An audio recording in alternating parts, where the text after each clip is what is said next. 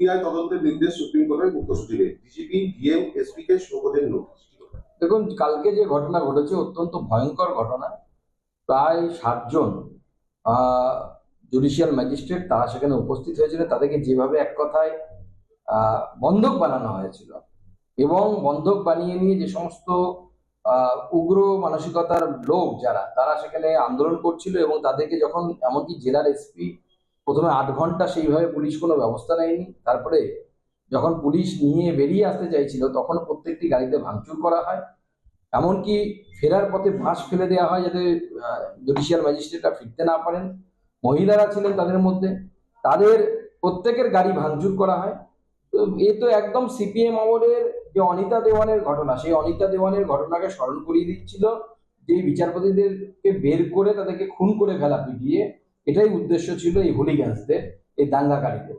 এবং আমার মনে হয় নির্বাচন কমিশনকে খুব শক্ত হাতে এর মোকাবিলা করা উচিত। এই পিছনে কোনো পরিকল্পনা, যেটা বারবার বলছি যে পিছনে কোনো বড় পরিকল্পনা ছিল, যে মুখ্যমন্ত্রী বলছেন পরিকল্পনা, ওদিকে যিনি চিফ ইলেকশন যিনি বিচারপতি রয়েছেন তিনিও বলছেন এটা পিছনে বড় পরিকল্পনা ছিল। আপনার কি ব্যাখ্যা? দেখুন, মুখ্যমন্ত্রী ওই বলে না যে ঠাকুর ঘরে কে বলে আমি কলা খাইনি, সেই অবস্থা।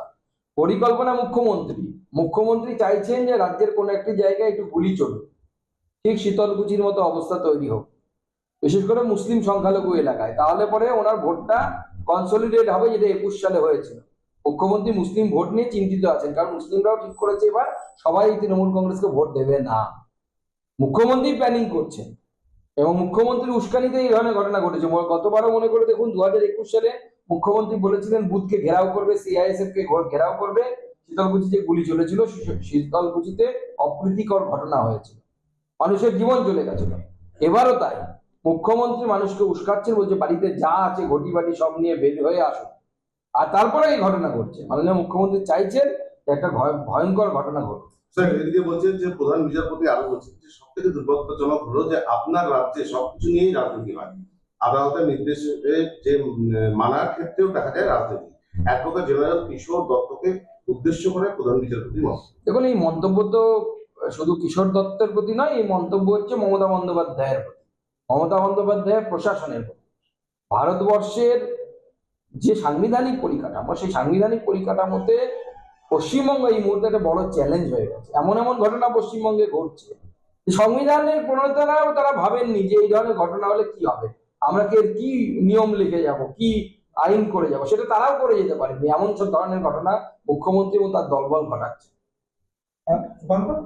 যেখানে বিচারকরা নিরাপত্তা পাচ্ছে না, সেখানে কি সুস্থভাবে বা ভোটারদের কি নিরাপদে ভোট করানো সম্ভব হবে? দেখুন, যেখানে বিচারকদের নিরাপত্তা নেই সেখানে স্বাভাবিকভাবেই প্রশ্ন যেটা উঠছে, যে প্রশ্নটা অত্যন্ত স্বাভাবিক। সেই জন্য আমার মনে হয় যেটা, যে এর কড়া হাতে ব্যবস্থা করা প্রয়োজন। কার গাফিলতিতে এরকম হলো, কার জন্য এই ধরনের ঘটনা ঘটলো, তার বিস্তৃত তদন্ত হওয়া উচিত। কারা উস্কানি দিয়েছে, কারা সামনে থেকে দিয়েছে, কোন রাজনৈতিক দল পেছন থেকে মদত দিয়েছে, সবাইকে গ্রেপ্তার করা উচিত। মালদায় কালিয়াচকের ঘটনায় গ্রামবাসীদের এটা বিস্ফোরণ। শিলিগুড়িতে নির্বিচারে যেভাবে এসআইআর থেকে নাম বাদ করেছে, এটাই আমি খুব দুঃখিত। যারা বিচার ব্যবস্থার সাথে যুক্ত তারা কি মাইন্ডে অ্যাপ্লাই করলেন না? এটা মাইন্ডে অ্যাপ্লাই করলেন না।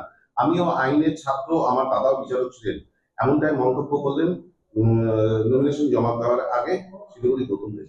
এখন গৌতম দেবের মতো লোকেরা যারা পশ্চিমবঙ্গকে বিক্রি করে দিতে চাইছেন, ইসলামিক জিহাদিদের হাতে তুলে দিতে চাইছেন, তারা ভোটে জেতার জন্য সবকিছু করতে পারে। উনি বোঝেন আইন, আর বিচারকরা বোঝেন না, তাহলে অতই যদি দম থাকতো তো উনি তো পরীক্ষা দিয়ে বিচারক হতে পারতেন। আজকে ভারতবর্ষের বিচার ব্যবস্থার প্রতিও সওয়াল প্রশ্ন তুলে দিচ্ছেন এরা, ভারতবর্ষের বিচার ব্যবস্থার প্রতি আঙুল তুলছেন। কালকে বলবেন যে এই সংবিধানও ঠিক নেই, এই পাকিস্তানের সংবিধান চালু করা হোক। এখানে বিপ্লব এই গৌতম দেবরা এই ধরনের কাজই করতে ব্যস্ত। এখনো পর্যন্ত রাজ্যপালের তরফ থেকে কোনো প্রতিক্রিয়া পাওয়া যায়নি, কি ব্যবস্থা আপনারা দাবি করছেন?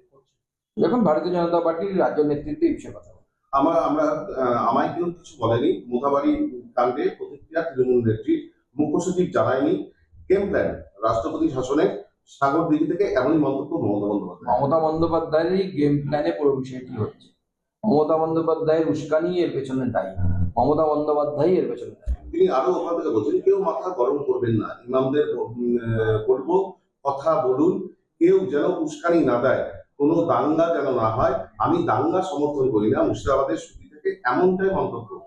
দেখুন, পশ্চিমবঙ্গে যত দাঙ্গা মমতা বন্দ্যোপাধ্যায়ের সময় হয়েছে, এই এত পরিমাণ দাঙ্গা পশ্চিমবঙ্গে অন্য কোনো শাসন ব্যবস্থায় হয়নি। এবং এই দাঙ্গার মূল কারিগর হচ্ছে তৃণমূলের স্থানীয় নেতা, যারা মমতা বন্দ্যোপাধ্যায়ের বুদ্ধিতে এই সমস্ত দাঙ্গা করছে।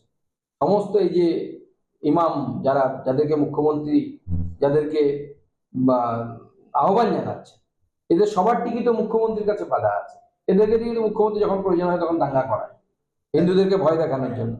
আজকে ভবানীপুরে অমিত শাহ এসছেন, সেখানে কালো পতাকা দেখানো ওই কালো পতাকা দেখানো হয়েছে এবং তিনি যখন মিছিল করে যাচ্ছে তখন জুতো দেখানো হয় তার মিছিল উদ্দেশ্য করে, এবং মমতা বন্দ্যোপাধ্যায়ের যে বাড়ি সেখানে ব্যারিকেড করে আটকা দেওয়া হয় তৃণমূল কংগ্রেসের সব কর্মী নেতাদের। এই আচরণ কি বলবেন? দেখুন, এই আচরণ ভারতবর্ষের গণতন্ত্র আপনি কোথাও পাবেন না। এমনকি কেরালার মতো জায়গা, যেখানে আমাদের সাথে কেরালা সিপিএম এর প্রচন্ড লড়াই হয়, কিন্তু সেখানেও এই ধরনের অগণতান্ত্রিক ব্যবস্থা আপনারা কোথাও দেখবেন না। এবং এই ভয়ঙ্কর পরিস্থিতি, পশ্চিমবঙ্গের রাজনৈতিক পরিস্থিতি যে তৈরি হয়েছে, অসৌজন্যতার রাজনৈতিক পরিবেশ, হিংসার রাজনৈতিক পরিবেশ, পরস্পরকে শত্রু ভাবাপন্ন মনে করার এই যে পরিবেশ, এই পরিবেশের জন্য দায়ী হচ্ছে তৃণমূল কংগ্রেস। তৃণমূল কংগ্রেসই এর মূল হোতা। আপনি আরো বলছেন যে দাঙ্গায় কেউ যাবেন না, ট্রাইব্যুনালে যোগ দিন। অমিত শাহ একটা মাথা মোটা, ভোট কাটারি, দুরাচারী মন্তব্য তৃণমূল নেত্রীর। দেখুন, আমি কি বলবো, একজন মহিলা হয়ে, একজন মহিলা মুখ্যমন্ত্রী হয়ে যিনি ভারতবর্ষের স্বরাষ্ট্রমন্ত্রী সম্পর্কে এই ধরনের বাজে শব্দ ব্যবহার করেন, আমার তো মনে হয় তার শিক্ষা দীক্ষা সংস্কৃতির প্রতি প্রশ্ন উঠে যায়। উনি নিজের শিক্ষা দীক্ষা, নিজের সংস্কৃতিকে নিজেই প্রশ্নের মুখে ফেলে দিচ্ছেন।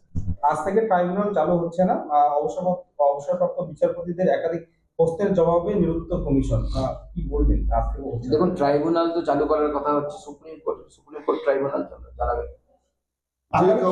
আগামী সোমবার জেলা শাসক, মালদা জেলা শাসক, ডিজি এবং স্বাস্থ্য সচিবকে উপস্থিত থাকার নির্দেশ সুপ্রিম কোর্টের প্রধান বিচারপতি। কি হওয়া উচিত, আপনার কি মনে হয়? দেখুন, সুপ্রিম কোর্ট দেখছে, অতএব এই বিষয়ে আমাদের মন্তব্য না করাই ভালো। সুপ্রিম কোর্ট যেটা ঠিক মনে করবে সেটাই করবে। যে কংগ্রেস কালকে মালদায় বদনাম করেছে, তাদের ক্ষমা করব না, এর পেছনে অমিত শাহ আছে।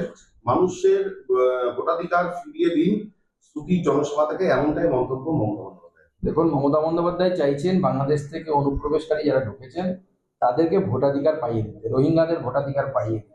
গতকালই আমি যখন জলপাইগুড়ি স্টেশনে পার হলাম, তার কিছুক্ষণের মধ্যে জলপাইগুড়ি স্টেশনে এক গাদা বাংলাদেশি মুসলিম অনুপ্রবেশকারী আরপিএফ এর হাতে ধরা পড়েছে, 14 জন ধরা পড়েছে। তো স্পষ্ট হয়ে যাচ্ছে না, আমরা যা বলছি, আমরা যা বলেছি তা যে সত্য সেটা তো বারবার প্রমাণিত হচ্ছে। মমতা বন্দ্যোপাধ্যায় মিথ্যে কথা বলছেন এবং তিনি বাংলাদেশি অনুপ্রবেশকারী মুসলিমদের ভোটাধিকার রক্ষা করতে চান। হবে না, হবে না, হবে না। দাদা, আজকে বুনিয়াদপুরে আপনি যখন নমিনেশন দিচ্ছেন সেখানে দেখা গেল বুলডোজার, কি বার্তা দিচ্ছেন? না, আমাদের কর্মীরা দুটো বুলডোজার নিয়ে এসেছিল। আগামী দিনে বুলডোজারের ভূমিকা থাকবে, অনেক কিছু চিন্তা করবেন। জেলায় কোথায় বুলডোজার চলবে? গোটা পশ্চিমবঙ্গে বুলডোজার চলবে। বুনিয়াদপুর যখন মিছিল করছিলেন সেখানে তৃণমূলের যারা ওখানে মিছিল ছিল এবং বিজেপির কর্মী সমর্থক, এবং আপনাকে দেখে জয় বাংলা পাল্টা বিজেপি কর্মীরা ওরা চিৎকার করুক, ওদের সংখ্যা দেখেই তো সব বুঝে যাচ্ছে মানুষ। আমাদের কত বড় মিছিল ছিল আর ওদের কত বড় মিছিল।